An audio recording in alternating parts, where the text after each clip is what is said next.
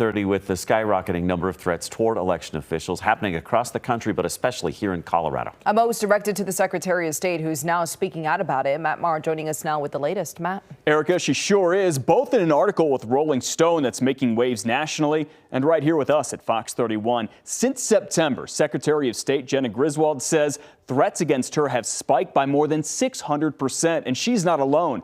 Election leaders nationwide are getting them too, and today we're learning just a few dozen of the people responsible have been prosecuted.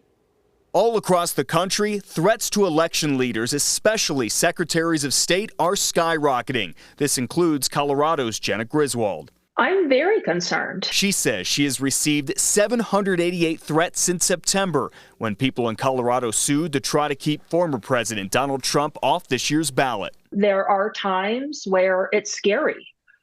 When there's not enough security coverage and you see or hear the threats coming in. Griswold is not alone. Nationwide, the Department of Justice has reviewed more than 1,000 concerning texts, emails, and voicemails directed at election workers, mostly female election workers. The agency even has an election threats task force led by John Keller, who spoke about it and the alarming threats this week. Death threats are not First Amendment protected speech. Death threats and any threats of violence are condemnable criminal acts, and they will be met with the full force of the Department of Justice. However, Keller and the DOJ say most of the threats don't meet the legal definition of a threat. Consequently, federal investigators have charged just about 20 people and convicted just 13, including one who threatened Griswold. Not enough has been done by state or federal officials all across the country.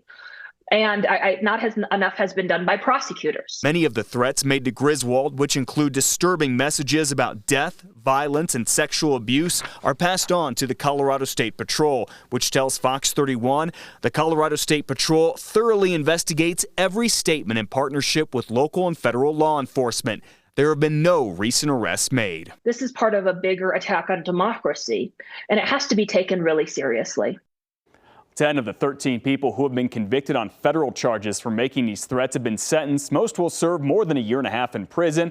One person who threatened Griswold has also been convicted on state charges. Erica.